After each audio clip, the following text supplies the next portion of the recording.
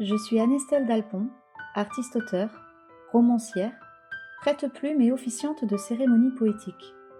Je vois le monde en images et je danse avec les mots. Seule ou avec mes invités, je fais briller des histoires. Celles que l'on se raconte, celles qui nous révèlent, celles qui nous émerveillent, celles qui nous chouchoutent autant qu'elles nous chahutent. Installe-toi confortablement et écoute tout simplement.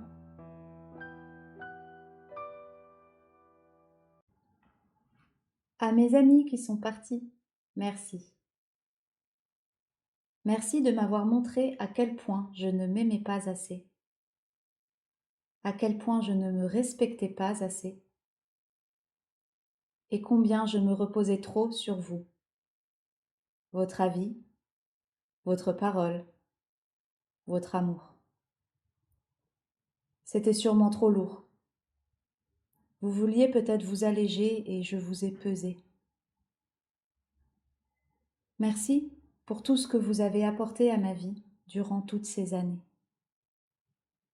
Je chéris nos beaux souvenirs, nos rêves ensemble, nos jeux, nos balades, nos rires, nos discussions et même nos désaccords. Je ne regrette rien. J'ai aimé notre amitié, notre fraternité, aussi imparfaite qu'elle ait été. Merci aussi pour toutes ces larmes, pour la façon dont je me suis sentie abandonnée, rejetée, seule comme jamais, non aimable, pas intéressante. Ça a été horrible, mais ça m'a permis de comprendre à quel point je me fuyais, combien je me dénaturais pour être celle que vous aimeriez toujours.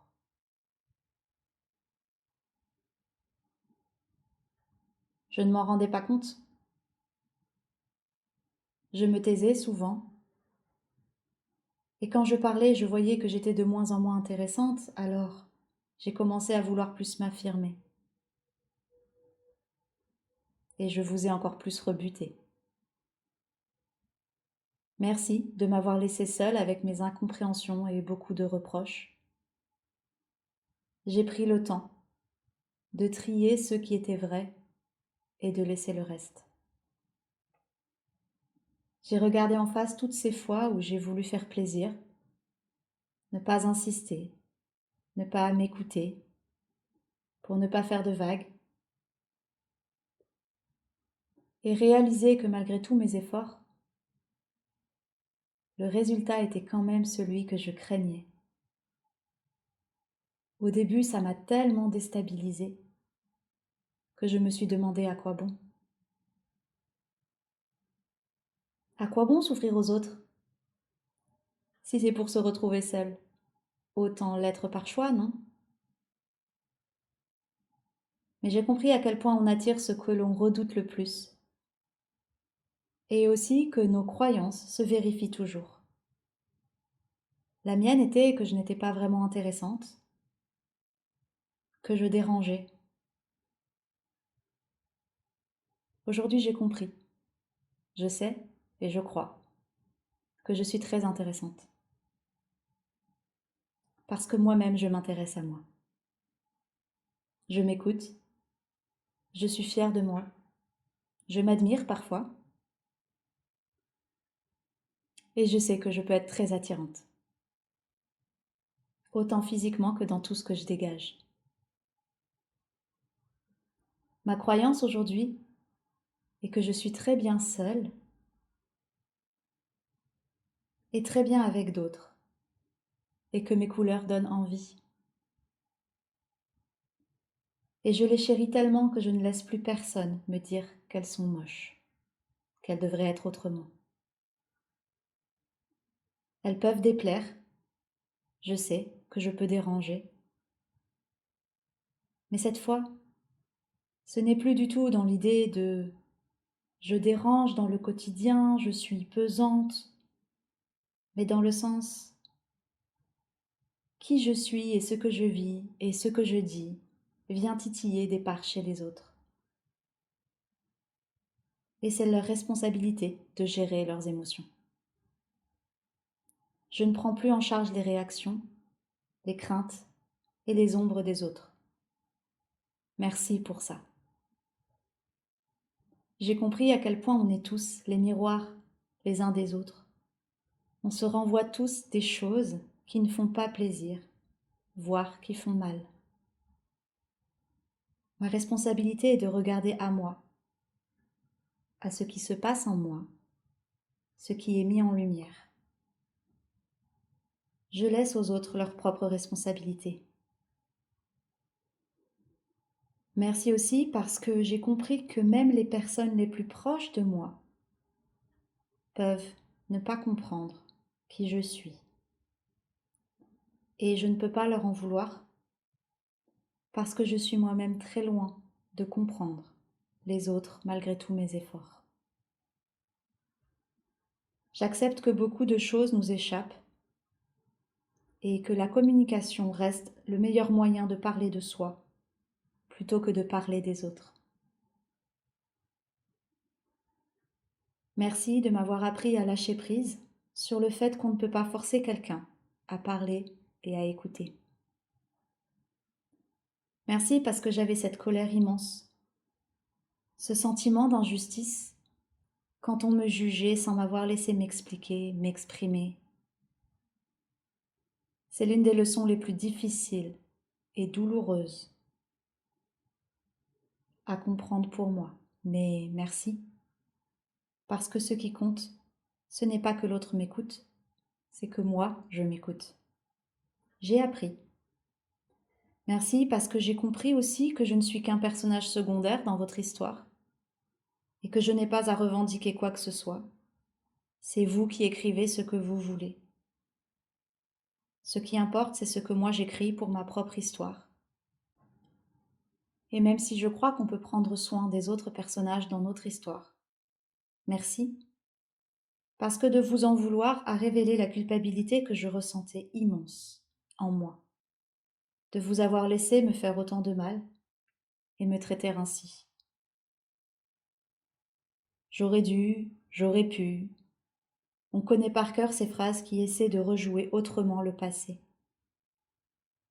Merci parce que, après la douleur, je réalise à quel point je repère davantage ce que j'apprécie ou non dans la façon dont on me traite. Je sais que je vous ai aussi fait du mal et j'ai aussi découvert le pardon de mes propres actes. J'accepte mieux mes imperfections et mes loupés et les vôtres par ricochet. Je suis tellement reconnaissante d'avoir perçu ces leçons et il y en a sûrement d'autres. Merci d'avoir été ceux qui me les ont apportées. Mon amour pour vous était démesurément imparfait et les a rendus difficiles à intégrer. Mais une fois fait, je me dis que venant d'autres, je serais sûrement passée à côté. Je ne suis pas du genre à dire que tout est parfait. Je suis persuadée que certaines choses auraient pu se faire autrement. Merci aussi pour ça. Je sais qu'on peut aimer et tout faire foirer. Je sais qu'on peut aimer mais très mal.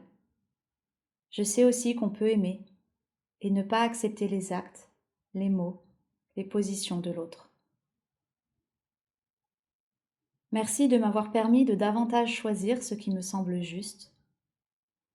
Et en parlant de crainte, j'avais tellement pas l'envie d'être celle qui ferait du mal, qui jugerait, qui condamnerait, qui rejetterait, que c'est exactement ce que je me suis fait à moi-même. Je pense que ce n'est pas inévitable, que ce n'est pas forcément moi ou l'autre, qu'on peut respecter et honorer les deux à la fois. Mais il y avait un tel déséquilibre en moi qu'il a fallu que je revienne d'abord à moi. Alors, merci. Parce que ce n'était possible que sans votre présence et votre regard. Merci pour tout ce que vous m'avez apporté et offert. Grâce à vous, et malgré vous. Merci parce que j'ai récupéré une partie de l'amour que je vous donnais, pour m'aimer moi davantage et mieux. J'ai appris à m'aimer même si on me tourne le dos, même si on s'éloigne de moi, même si je suis seule. Je m'aime pour qui je suis et non ce que l'on attend de moi. Merci de m'avoir fait prendre conscience que je suis aimable, peut-être pas par tout le monde, et que chacun est libre, mais que cela n'enlève en rien ma valeur. Ni cela en rajoute, d'ailleurs. Merci parce que j'ai compris que la joie peut être aussi forte en votre présence que sans. Merci parce que grâce à vous, j'ai pu choisir véritablement, chaque jour, d'accepter de souffrir encore, de prendre le risque, parce que la beauté des échanges, des partages, des cœurs à cœur, vaut ce prix-là. Ça fait mal de souffrir, bien sûr, mais ça fait tellement du bien d'aimer et d'être aimé. Je suis plus attentive à moi et aux autres, mais je ne suis plus méfiante. Merci pour la beauté de notre relation et le terme que vous y avez mis, qui m'a permis de m'ouvrir à d'autres, aux autres, parce que la quasi-exclusivité, ça pourrit. Merci de me l'avoir montré. Merci pour qui vous avez été et qui vous êtes aujourd'hui. Merci pour qui j'ai été et qui je suis aujourd'hui. On se retrouvera ici ou là-bas et je vous prendrai dans mes bras et vous saurez, vous ressentirez à quel point je suis reconnaissante. À bientôt.